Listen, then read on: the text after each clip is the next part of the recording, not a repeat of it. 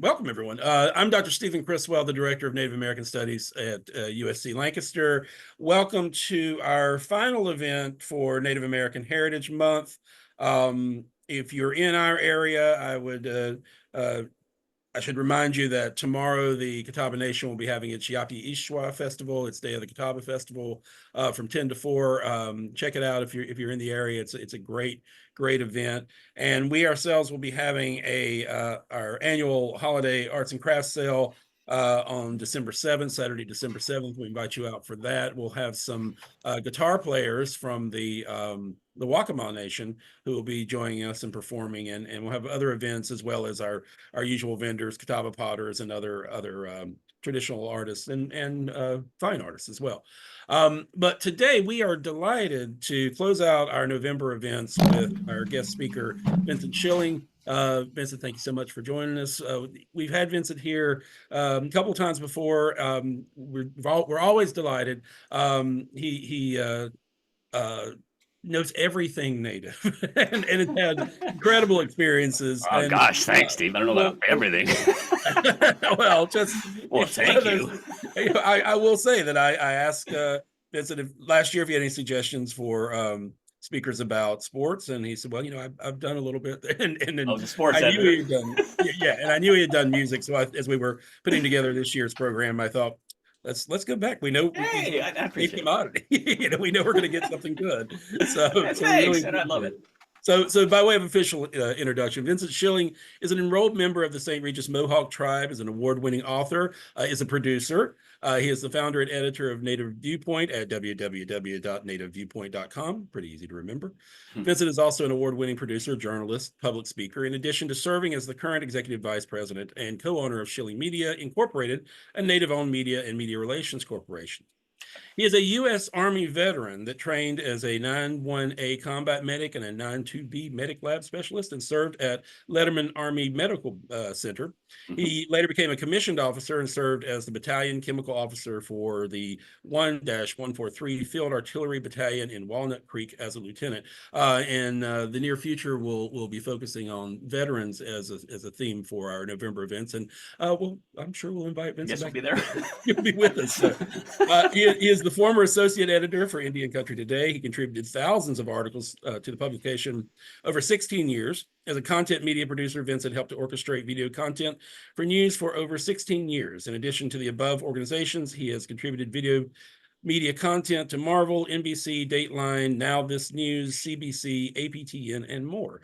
In 2011, Vincent was given a Human Rights Award in the city of Virginia Beach by the Virginia Beach mayor for programs created about Native American issues in the Hampton Roads region. He is the former host of Native Trailblazers, an online Indigenous radio program, which was nominated for an Aboriginal People's Choice Award for Best Aboriginal Music Radio Station / Program. You can follow him on Twitter and other social media at Vince Schilling, VINCESCHILLING. It's right there on the screen, so you can read it yourself. Thank you to the audience for logging in, and thank you again, Vincent, for joining us. And without further ado, I'll turn this over to you. Thank you. Hey, thanks, Steve. Thank you, Dr. Criswell. Appreciate it. Boy, that's a heck of an introduction. Feel kind of humbled there, sir. Appreciate it very much. Hey, thanks so much. I really, really appreciate it. I really do enjoy talking about Native content, Native media, Native arts and entertainment. And I was an arts and entertainment journalist editor even for, I think, about 10 of those years. I've always loved arts and entertainment. When we were talking about Native musicians, I was like, wow, yes, fantastic. So in terms of Native musicians, first, I'd like to set the foundation of where, as a Native person, I stand in terms of how I feel about music and how I feel that many Native people likely also feel about Native music, because it started when originally we were not, when people came here, when the settlers came in and began to populate the Americas, we were told at one point, and I will get into this in just a moment, that we could not sing, we could not dance, we could not celebrate. Our music was outlawed. My own grandmother my Dota. Mohawk Dota means a loving grandmother. Could be someone who is related to you or not. So Dota is very far-reaching. Dota, T-O-T-A. And my grandmother would sing to me when I was a child. I spent many years with her, maybe at the ages of 1, 2, 3, and 4. And my grandmother, who spoke fluent Mohawk, who knew her traditions, who was a celebrated dancer, never spoke a word of her Mohawk to me, never spoke a word of, or never sang a word of her music to me. It's interesting, I just caught myself as I said her, it's our music, but I feel as though I was left out of it. Not because anything my grandmother had done, but because she was afraid that if I learned my language and if I learned my songs, I would be a native child and they would take me away to residential schools just like she was taken. I believe that very strongly. So that is where we stand as far as music is concerned. And I say collectively we, but I do always like to say at the very beginning of any presentation I do is I do not speak for all Native people. I speak for myself. Although many of the things I say, I have found a lot of my friends and colleagues do agree very much with what I say in terms of Native issues. Although, you know, of course, humans, we always have our own likes and dislikes. So here's something that I want to talk to you about. His name is Henry Teller Moore. And I have a picture, a video here playing from 1947 about, you know, Native dances at that time. And this is in the Southwest, intertribal ceremonies in Gallup, New Mexico. And I'm going to shoot ahead to about 3 minutes in the video when it really starts here. So these dances that you're seeing in 1947, I want you to think of it this way. In 1947, Native people had been allowed to dance for about 13 years legally at this point. 13 years. So 13 years ago, it was outlawed. Henry Teller Moore, the gentleman you see sitting here, was an American politician in Colorado, and he served as senator for several terms. But he also, which is most notable in terms of this presentation, Secretary of the Interior between 1882 and 1885. So Henry Teller Moore, what he did was to say that essentially signed off on a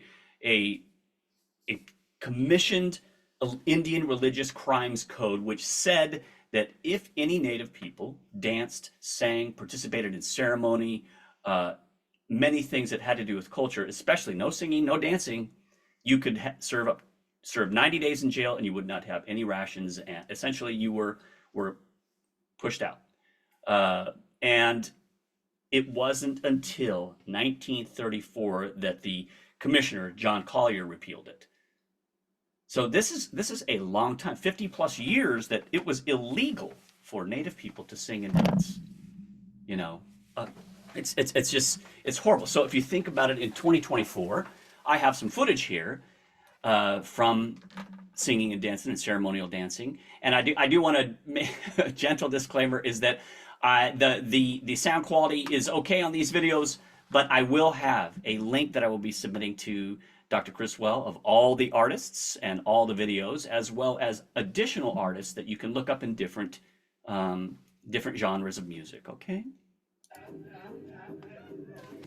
So this is in 2024, and this is an amazing moment to me because as I'm talking to you all, I'm seeing music and dance, and I was the one filming this here, and this is the Nansman Powwow in Suffolk, Virginia, that was just happening about 2 months ago.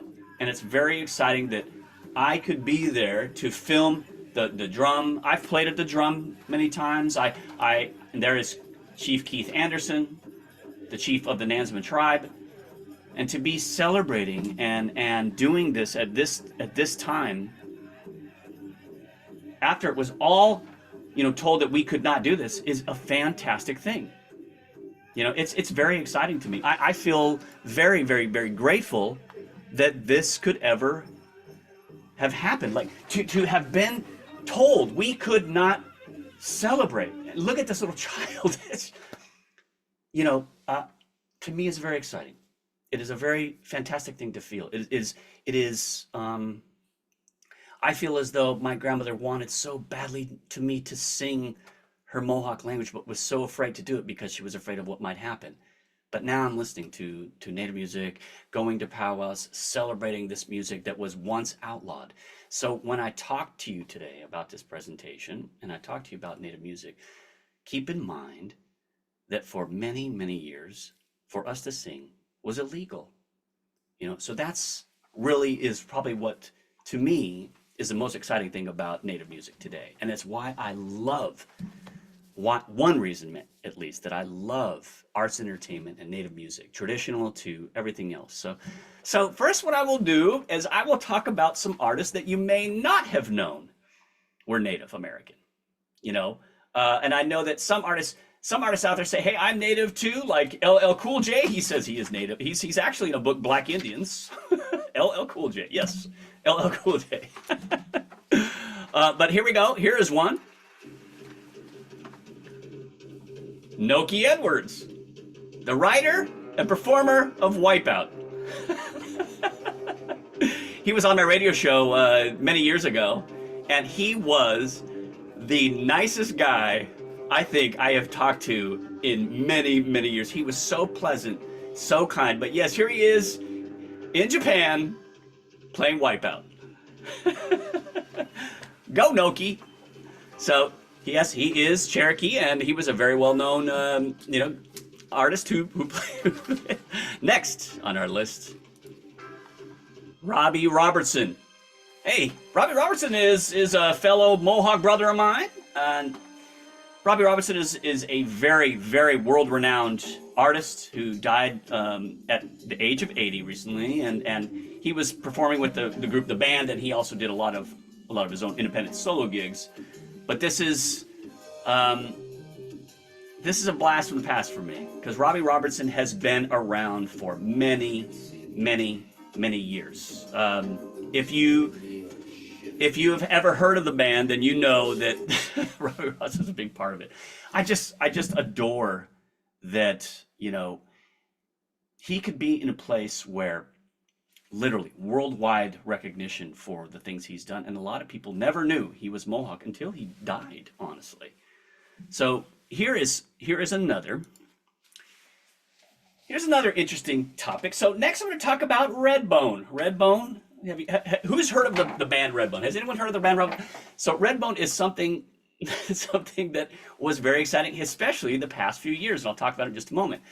The cool thing about Redbone is they were like, we're not sure what to do. They used to play it a lot in Los Angeles, and a lot of the clubs down on the Strip, and they would play with different folks. And Jimi Hendrix was known to go around and listen to them, and he literally said, and I'll even read what it says here. Jimi Hendrix stated, and this is from the Redbone biography, is that Jimi Hendrix stated that Lolly Vegas was the best guitarist he had ever heard, and suggested they create a band. Knowing they were Native Americans, Jimmy suggested a name that reflected their roots. Thus came the term Redbone, which is a Cajun term for a mixed race person. I've heard Redbone a lot, and believe it or not, I'm Redbone because my family, my great grandfather is black, and Mohawk. I am also Mohawk and different things. So people that are Redbone, this is a term that has been used. Some people have said, well, this is offensive, and some people, aren't. It doesn't bother me personally, but if someone does find it offensive, please forgive me. I certainly wouldn't want to be offensive, but it is a term that has been used quite a bit. So here's Redbone, and have you heard their song? How many of you out here know what they've sung?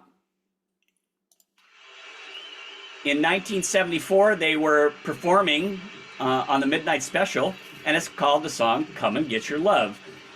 So a lot of people don't realize just how representative of Native culture they were. This is a very popular show in the 70s, and they were on stage in regalia doing this. He is using his drum as a Native drum, and that's just, to me, fabulous. That's right, Claudia. That's right. On that note, Claudia,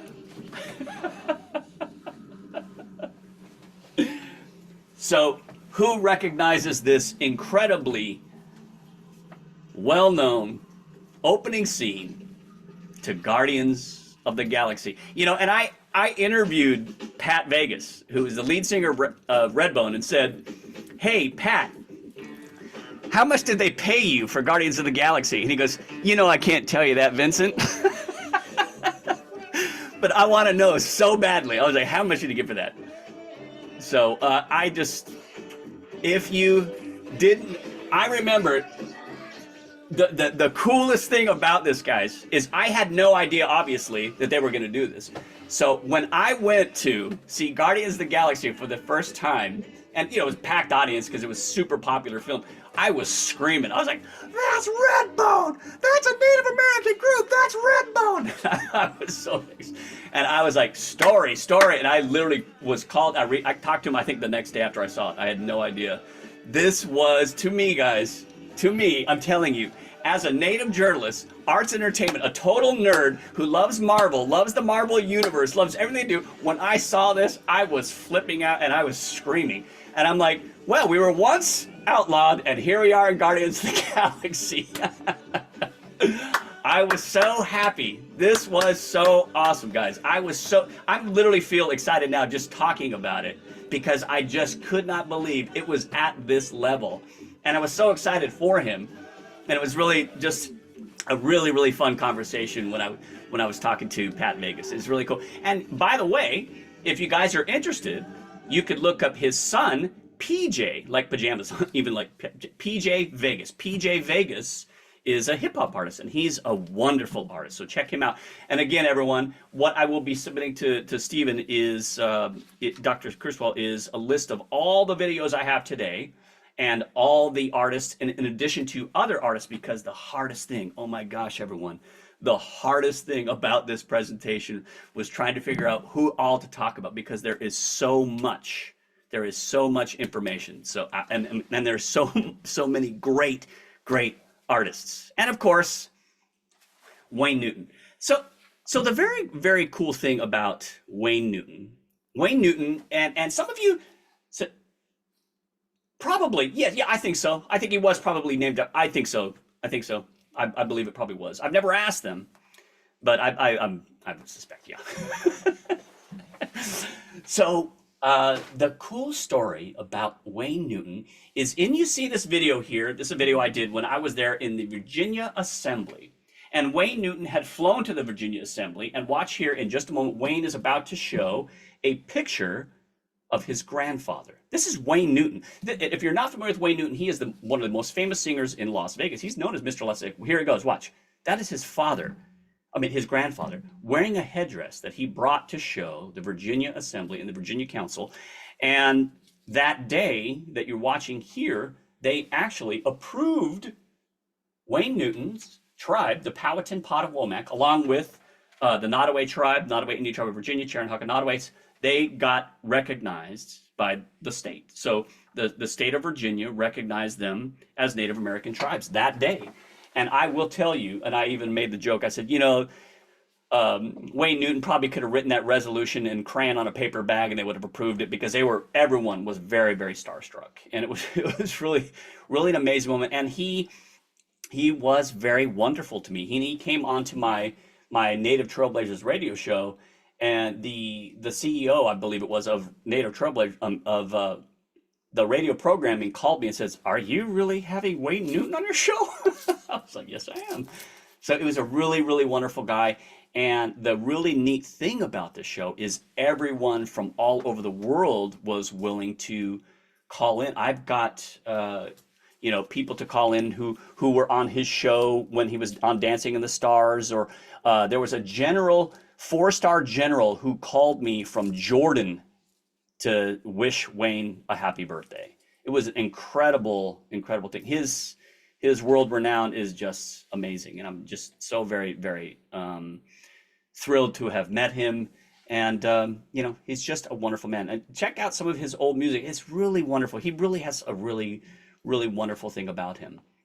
So all of these artists you may not have known leads me to something else, because I think of all the artists that I know in my discovery, and in order to discover these artists, I had to go through a lot of artists to decide, who's who and learning information, and oh, I didn't know they were native. And what I eventually did was I went to Washington D.C. one time, and I met with a lot of folks there at the Green Festival, and I met my future publisher.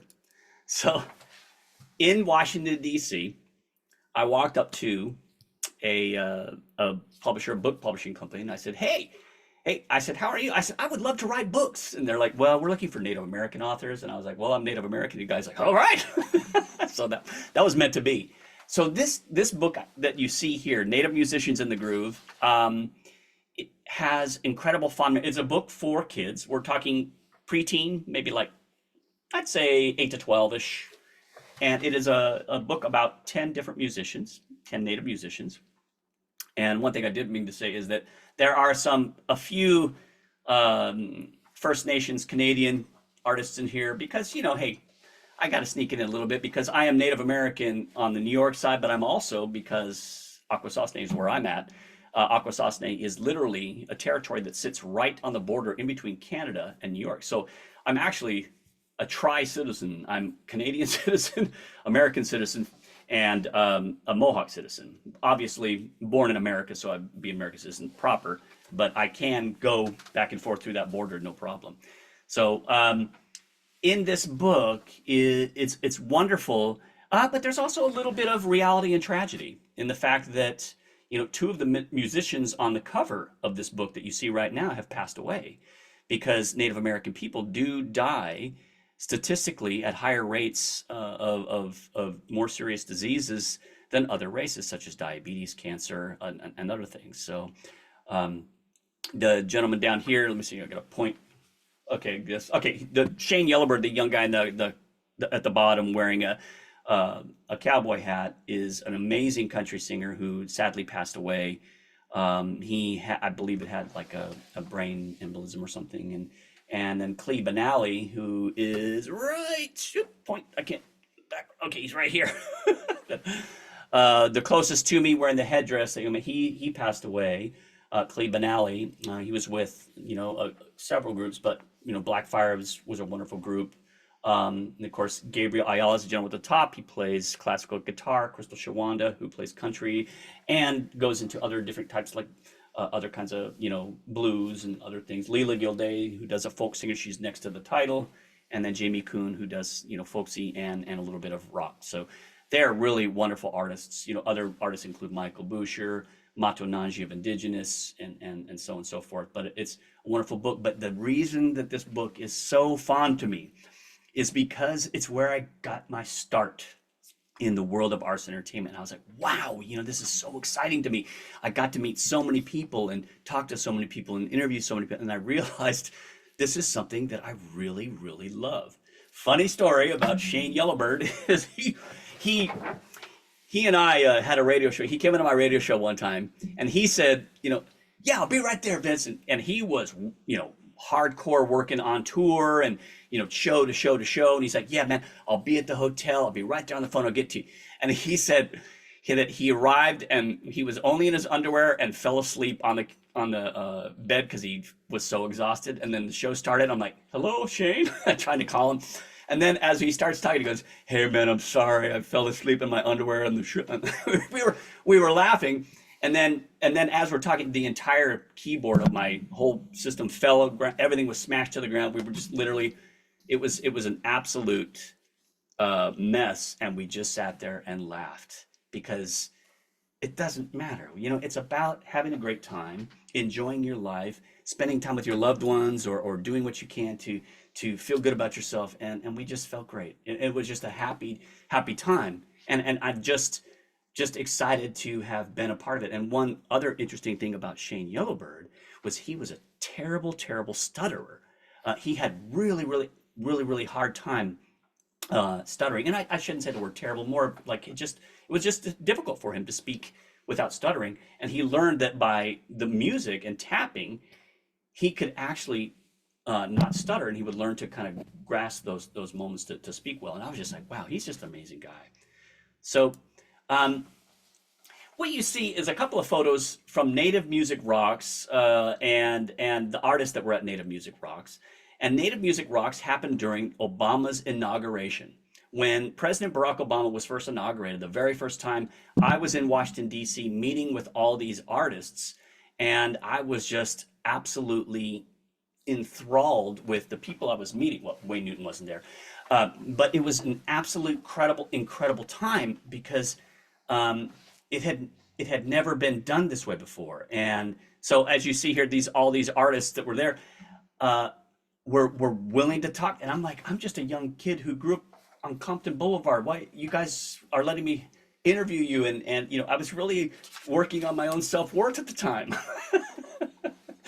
and they were really wonderful, and I was just like, wow, I love the world of arts and entertainment, and I just to see passion over and over again and people celebrating all night was just a really exciting place to be, watching how people could embrace their culture but also go into the future. So here are with all that said, there are so many great genres of Native artists that I've done the best I can to select an artist in a genre that kind of represents what I think that genre is. And again, I couldn't get to all the artists, but I will be giving a list to Stephen about who these great artists are and where you can watch the videos if you're interested, because I will tell you one big movement in Indian country. I will tell you one huge movement is the hip hop movement. There are artists that are so fabulous that are hip hop. Jesus, Nataanii Means, Supaman, which we'll go to earlier in a few. So many talented artists, and I just really just suggest going out there to check them out. So the first is our Carlos Nakai, who does traditional flute, but with kind of a bit of a new age kind of feel to it. You know, he is, in my opinion, one of the most talented in terms of his breath control. You know, it's beautiful. It's hard to hear. I will send you this link, but what happened to him was he said he was also on my show, and he is a multi Grammy nominated artist. You know, he is Navajo and Ute, of course, which is also called Dene for Navajo. And when he was younger, he actually got into a car accident and had broken his lip, like his jaw here and this part of his mouth, which he called his embouchure, and I didn't know what that was. That has to do with like a trumpet. And so when he was young, he broke this and he couldn't use the trumpet, so he decided, well, I'll go to the flute, and that's what he's been doing since. And since that time, he's literally sold more than any other native traditional artists ever. Probably about, I think it's about 4.3 million albums sold in his career. And if you are curious, I would suggest strongly to anyone, if you like traditional Native music, or even just curious about traditional Native music in terms of drum, song, flute music, and things like that, Canyon Records. CanyonRecords.com is a beautiful site. They've been doing Native music for many decades. They even have some of the earliest recordings of Native music ever recorded. They're a wonderful site. I highly recommend them. So, of course, rock and blues. Levi Platero is a very great artist. So I met him in Washington, D.C. at Native Music Rocks, and boy, this young man just railed. I was just like, wow. So let's take a listen here. See if you can hear it a little bit. It kind of sounds a little slow there. I don't know what's going on here. Come on, Levi, you can do it for us. Maybe the video quality's off.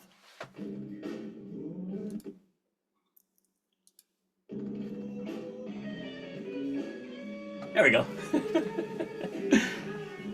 Again, I will send you links so you can watch. But Levi Platero, he's great. You can just look him up online. He is just a great artist. You know, I've always liked him. So, and of course, like we were talking about a little earlier, Shane Yellowbird. He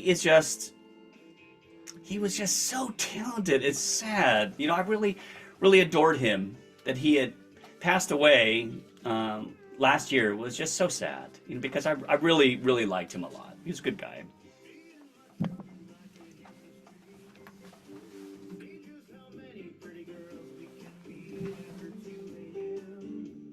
And this is him with his pickup truck.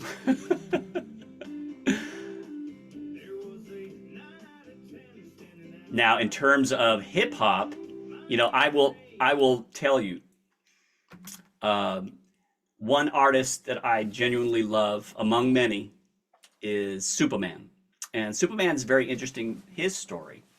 I will start playing it, and I'll tell you a little bit as I afterwards listen to just a little bit.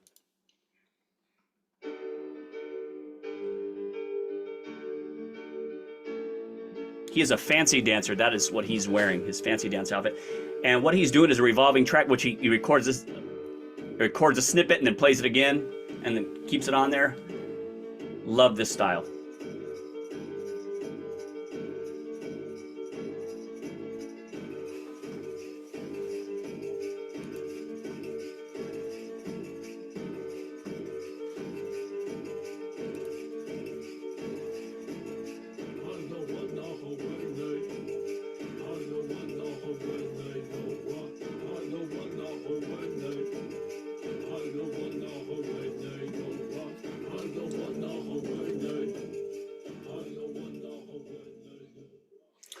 The wonderful thing about Christian Paris is his style. I just love it too. I just love, he extracts it. There's a story that he told me about his first foray into the world of playing music. And what he had done was, I believe it was for PBS, and I'm going off memory here, so I might not have exact detail on it, but he showed up and he was going to do a fancy dance, like he's wearing now, his regalia that he's wearing now. He was going to perform a fancy dance, go change, and then go do a hip hop track, you know, and sing and you know, play one of his songs, etc. And they said, right as he's going to change, they said, "What are you doing?" He's like, "Well, I'm gonna go change, then we'll go see." They're like, "We don't have time. We gotta go." And he's like, "Okay." So he did exactly what you see now in his regalia, and he was doing it. And he was like, "Oh boy!" And an elder showed up, a native elder showed up, and he was like, "Oh boy, I feel as though I might have respected my regalia. I don't want to be disrespectful." You know, he was really nervous about it. He told me the story. I was like, "Oh gosh, I would have been because in native culture, native elders can be very scary." Some native elders can be very scary. So he was sitting there, and the elder came up to him and said, "Nephew?" And he's like, "Yes." You know, he's scared. He's like, "Yes." He's like, "Yes." "Yeah, you know." Someone said, "Yep." So, oh, Sharon did. Okay, yep, I agree, Sharon. Yep. So, you know. So he was sitting there, and the elder walked up to him, and he was like, "Grandson?" Or nephew, I don't know exactly where he's in. And so Christian was like, "Yes," because he was like, "Oh boy, I might get in trouble for having my regalia on and doing a hip hop song." And what the elder said to him was, "Grandson, that is a wonderful thing for you to do. This will reach the young people, and you need to keep doing this. You need to keep doing this." And so he did. And wow, because of a mistake or because of a schedule he wasn't aware of, he's now doing this. And who doesn't admit this is absolutely gorgeous? The stuff he does is gorgeous. Check out Supaman's videos, and it's just how it's spelled, Supaman, like that, S-U-P-A man. He's even got a video that he did recently where he has the Back to the Future car he was able to use. He's awesome, man. He travels back in time. Anyway, it's just a great video. He actually has the Back to the Future car, one of the actual copies of it. It's pretty neat. So, and of course, many of you, I'm sure, have heard this. Turn it up here.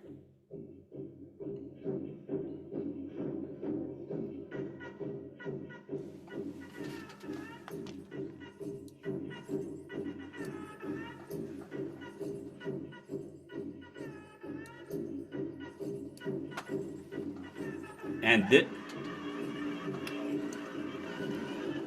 so A Tribe Called Red's electric powwow drum has been everywhere. It's been on Reservation Dogs. It's been on movies lately. It's been in countless videos. And it's just, you know, it is one of the probably most well-known electronic slash native song all over TikTok. Yes, it is, Caitlin. It absolutely is all over TikTok. Definitely. Well, because it fits everything. It's just the song is a blast. If you guys are not familiar with electric powwow drum, definitely look at it. And this will be, again, all this will be among the links, to everything. So, I just can't say enough good stuff about it. I heard this the first time and I was like, wow, it's just really, really amazing, So taking all this into consideration, of all these artists that I've been talking about and all these people who I have referred to in this presentation have been incredible. That's Frank Wong, have been incredible inspirations to me. I cannot say enough about how many great experiences I've had as a journalist. I remember going and being in backstage, and then they bring me out and they're like, "Hey, this is Vincent Schilling." I'm like, "What are you doing? Get me out of here! This is your stage. You enjoy this."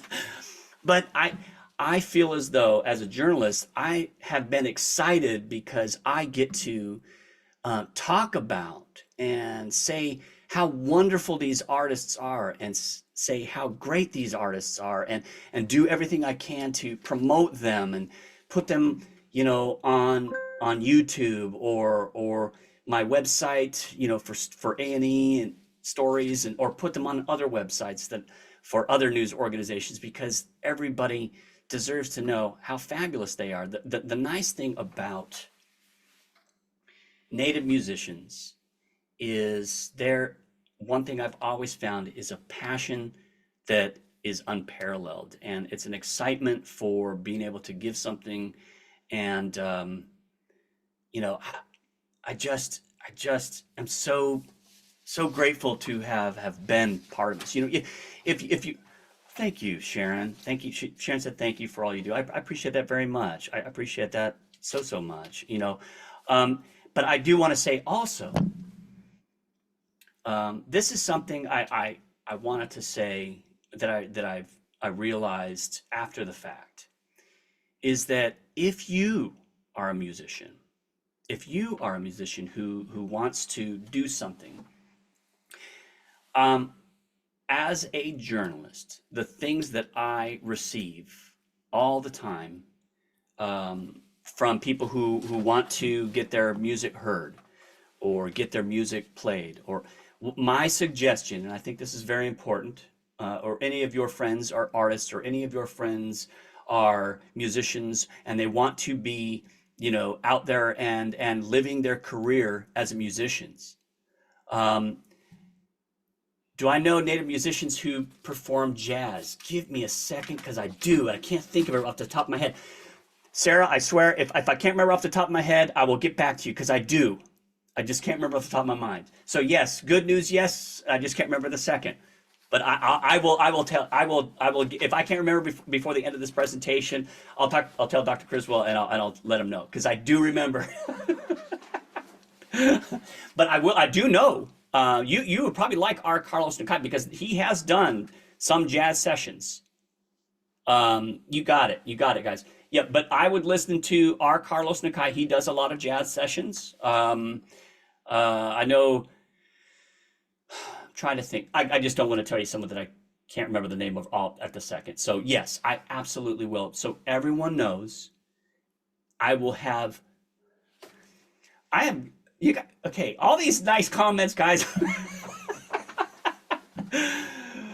Claudia says, excited to listen to you. You're an incredibly engaging and passionate speaker. Thank you, Claudia. That is so nice. I really appreciate it. I'm getting a little flush here. So, hey, but what I was going to say is, if you are an artist, or if you know someone who is an artist, or you know someone who wants to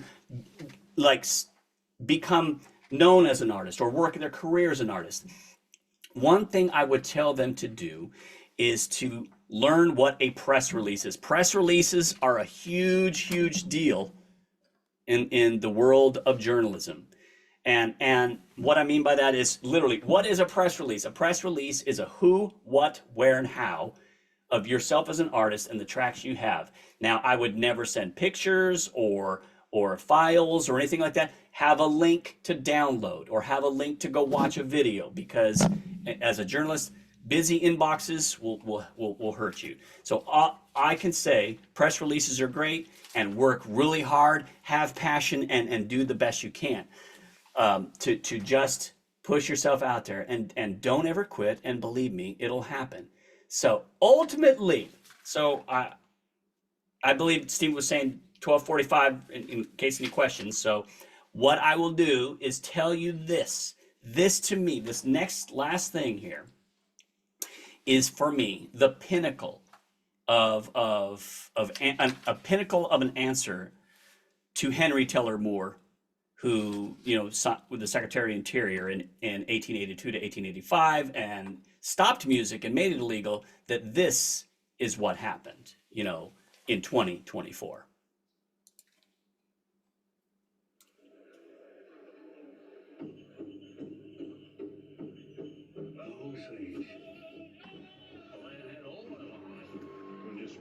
Who has seen Killers of the Flower Moon? Any of you out there seen this movie? Or who of you out there has seen the Oscars, this year? You did, Annie? You read the book, Annie? Okay, yes. There. I did several stories on this. Yeah, it's so just so you know, if you haven't seen this movie, it is very, very, very, very intense. Yeah, it is a very, very. It can be very disturbing, some of them. But to see the Osage tribal singers and dancers at the Oscars, to me, was one of the most incredibly engaging, electric moments I've seen. I realize, that Killers of the Flower Moon did not get an Oscar in any category, including Lily. And I certainly disagree. But it was a wonderful, wonderful moment, and I was so, so happy to see them and have to see them as an Oscar nominee. This song was Oscar nominated, so it's just nice to have a little bit of recognition that took so long to achieve. But these guys were dancing on the Oscar stage.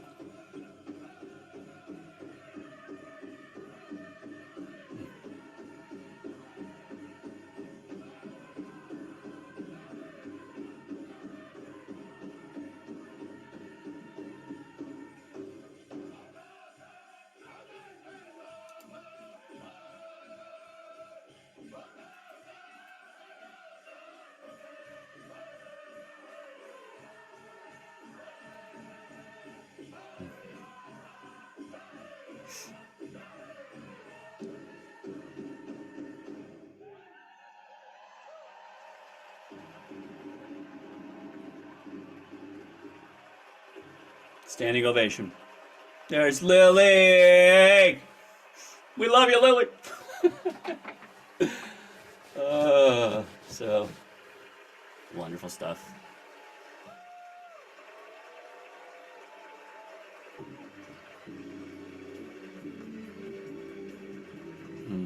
What a year. Thank you, guys. Thank you. I have to say that in 2024, we made quite an impression, and I'm very, very, very, very proud of Native people and what they've done, and yeah. Oh, yeah, I love that. So thanks, everyone. I appreciate it.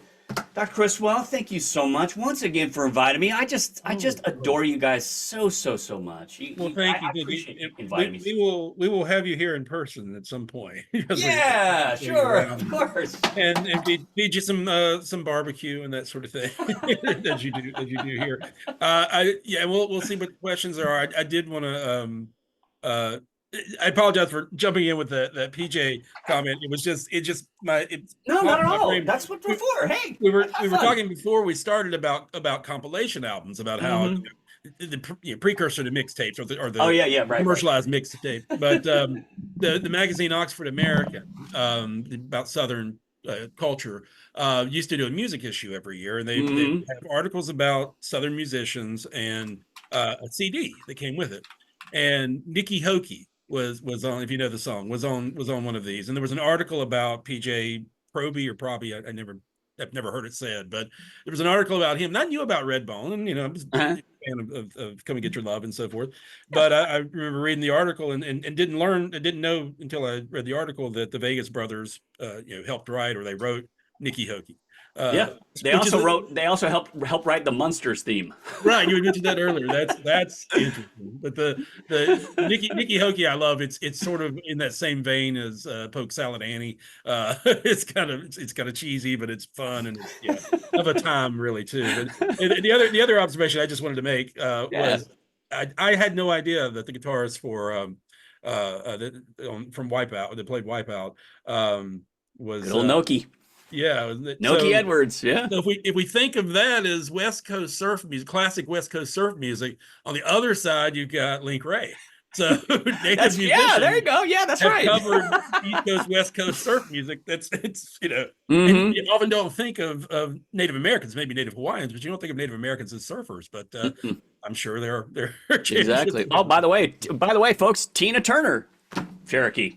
I mean, there's so many folks, and like I said, of course, as I know you would agree with me that the hardest part of this presentation was choosing people, because I'd have 7 million, people to choose from to show you and talk about, and thank you everyone. I'm getting very, very kind comments. Thank you so much, everyone. I appreciate you very much. Thank you. Very nice. Very nice. Oh, Mildred Bailey. That's the one I was trying to think. I think it's Okay. Mildred Bailey. You're talking about jazz musicians. Very, Yeah, very yeah, yeah. There you go. That's right. There you go. There you go. And I'm trying to Kurt think. Lane. I had a couple other in my head. Dang it! And I'm just not remembering off the top of my head. I'll remember it once we start. Well, Charles. I've heard that. Yes, yes, folks. Elvis is reportedly is part Cherokee actually. Yeah, I was thinking Charles Mingus and Charlie Parker. I think both identified, or at times They identified. Yes. So, Yeah. hard to say there. And so much fun stuff out there. If you guys have an artist out there that you could think of, type it in there. I'll look them up, because maybe I hadn't heard of it. But I've just had an absolute blast. I also want to give Frank Wong, again, Nataanii Means, who's excellent. He came here to Virginia. He's a hip hop artist. He's really wonderful. There's just Drezus, Drezus, Snotty Nose Rez Kids, who I have a couple of photos of them in here. Guys, check them out. Have you guys checked out Snotty Nose Rez Kids? They are absolutely amazing, and they are killing it in Canada. Aren't they hilarious? Yes, right? Aren't they awesome? Oh, and for particularly for the younger members of the audience, just I want to clarify that when Vincent was talking about Robbie Robertson and he was talking about the band, the name of the band was The Band. The Band. Thank you. very Thank you, Stephen. Yes, you're right. You're right. Yeah, and probably Take a Load Off Annie. The Weight. It's probably the best known song, and it's one of those. It's I was thinking that too. I was thinking that too. I just wanted to select one where he is right in the front and center. Yeah. Well, he did the I think 2 albums, or at least one, that focused on Native American themes and music, and great work. His solo work is wonderful. Yeah. Just didn't get the attention that the band got. Same with Levon Helm. Levon Helm's solo work was great, but just thanks, Sharon. Sharon just put a great link. Thank you. Oh gosh, Little Mike and Funny Bone. How could I have left Little Mike and Funny Bone? You're absolutely right, Caitlin. What am I thinking? Little Mike and Funny Bone. Yes. Yes. However, the reason I'm being silly, but of course, Little Mike and Funny Bone, yes, they absolutely deserve a huge mention. Little Mike and Funny Bone. And if you guys didn't realize, Little Mike and Funny Bone, of course, are on Reservation Dogs, where they made their big debut, but their debut was on America's Got Talent, where they sang the Rain Dance, and they were right there with Simon Cowell talking to him and everything. Do the Rain Dance, and these guys are awesome. Oh my God! Hey, yeah, guys, throw some links in there, please. Yeah, that's awesome. Yes, Snotty Nose Reds Kids. Yeah, they're coming. Yeah, and just to further my credibility as a native nerd, when I talked to the Snotty Nose Reds Kids and interviewed them, they called me straight out a nerd. I was very proud of myself at that moment. They go, we were all laughing. They go, Vince, you're a nerd. I go, yay! So they're great guys. Reclaim the term. Mm-hmm. So let's see. Do we have questions? I've forgotten actually when we do Zoom if people I'm looking. just are typing. Everyone's been very, very kind and very nice comments. So, boy, gosh, thank you, everyone. My gosh, thank you. What are the kind comments? Thank you so much, everyone. Being so kind.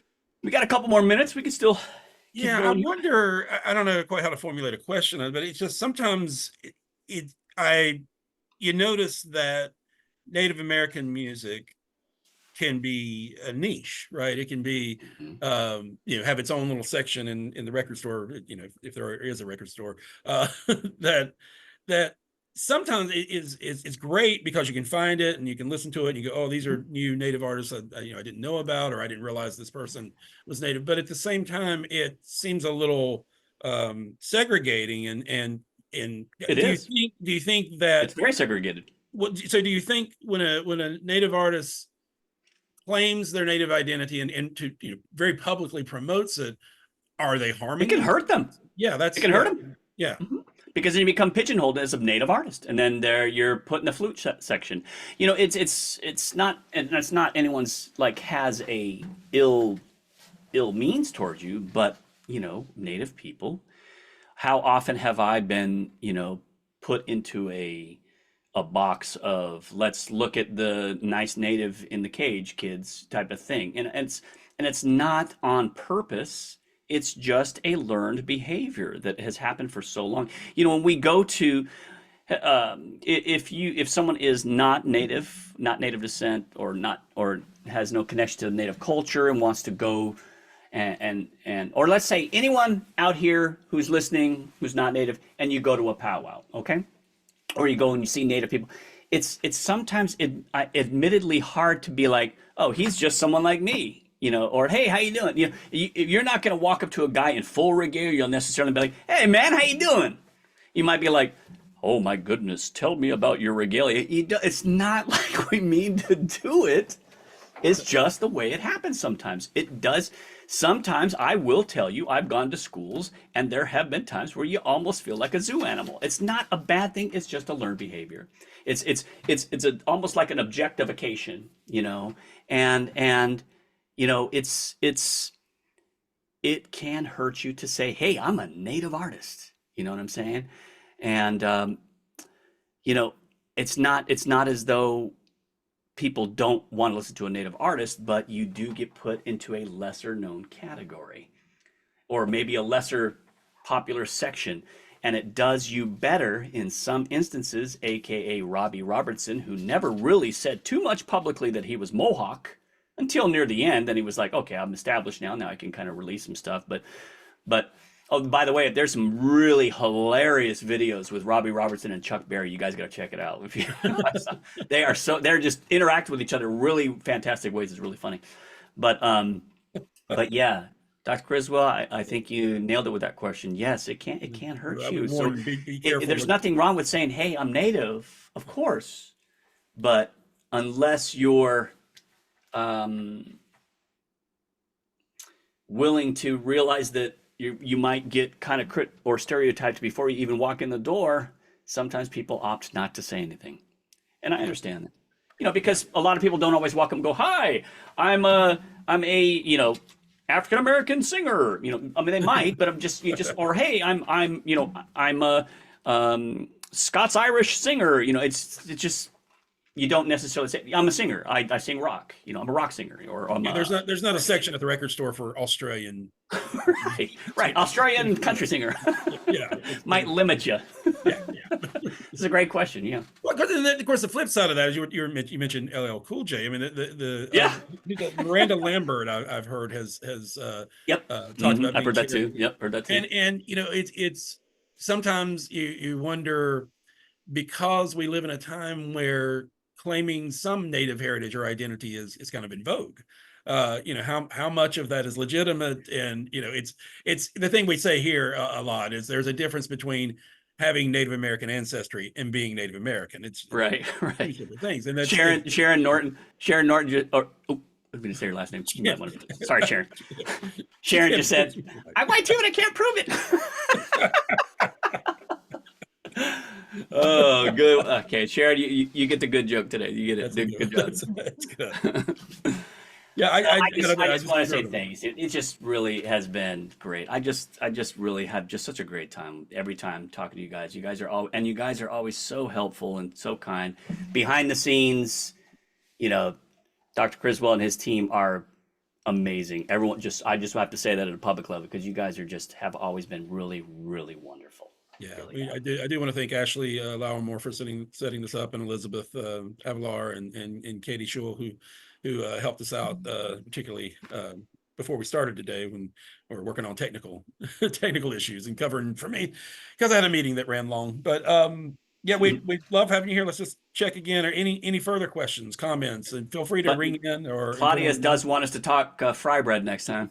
Oh, yeah. Can we do more than talk about it? Yes, we can. I was, Well, Sten Jotty is a hip hop artist who has a fry bread song he sings at Reservation Dogs. oh, that's right. That's right. Yeah, yeah. I was explaining fry bread to a group of students recently and said, well, that's it. It's fried bread. Yeah. What could be better? It's carbs. and you know what's really interesting is that I mean, if you want to look at it in absolute literal terms, yes, a movie did call it, Fry Bread did come out. In literal terms, it's not a traditional native food at all. No. It's actually a commodity food based upon survival, because we were given white flour by the soldiers. When they hung around forts and were starving, and that's the only thing they had. They had white flour, so that government flour, exactly. So, It's one of those which examples. reminds me of a term that my wife's mother told me, one of the most brilliant women I've ever known. She said, at first it saved my life, but now it's killing me.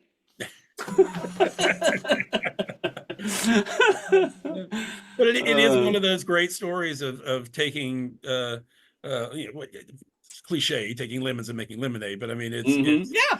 there with African American crazy quilts, that are made from scraps but have end up beautiful works. Yeah, I mean, so much of hey, food, so much yeah, of I mean, other yeah, food. government cheese, Claudia. That's right, government flour. Yeah, I mean, it's what you do.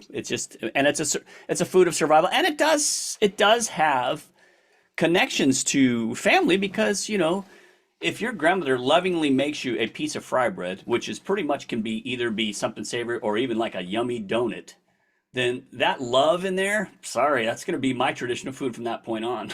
You know what I mean? And I get it, but I do tend to not eat so much white flour because as a native person, not too friendly to me. But it's not a powwow unless you I have a little bit. You can share it with a friend. But Oh, I went to at the powwow you saw the earlier this that fry bread line was like 9 miles long. I was like, holy moly, that was a long line. where did you say that was in Virginia? In Nansman, Okay, and Suffolk, Virginia. I swear there were a couple of dancers, and it could have just been the regalia, but there are a couple of them I swear I've seen at South Carolina powwows. I know there are a few folks who make the circuit, Yeah. and that Virginia wouldn't be that far. So maybe.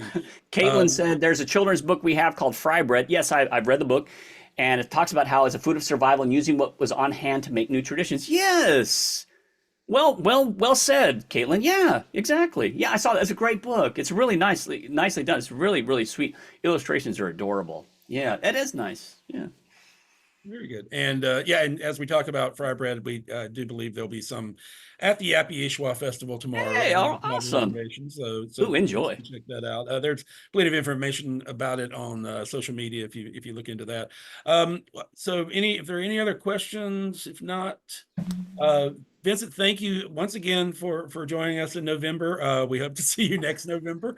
Sure. Well, I don't know that we've fully figured out our topic yet, but we will, and we'll be in touch. And Okay. we always enjoy seeing you and hearing you and learning from you. Sure. And Thanks, Claudia. Thanks, Sharon. Thanks, Caitlin. Thanks. Let me see. I'm going through the names here. And okay. Okay. Everyone else. But thank you, everyone, for being so kind. I really appreciate your very, very wonderful, kind messages. Yeah. Thank you, Liza. Thank you, Sarah. Everyone, thank you so much for being so kind. It was really, really great presentation. well, Thanks again, Steve. continued good fortune, and keep doing what you're doing, and Yeah. we appreciate it, and we will talk to you again in the future. Happy holidays, everyone, and Native American Heritage Month. There you go. All right, thanks a lot, Vincent. Hey, have a great day. Take care. Bye bye.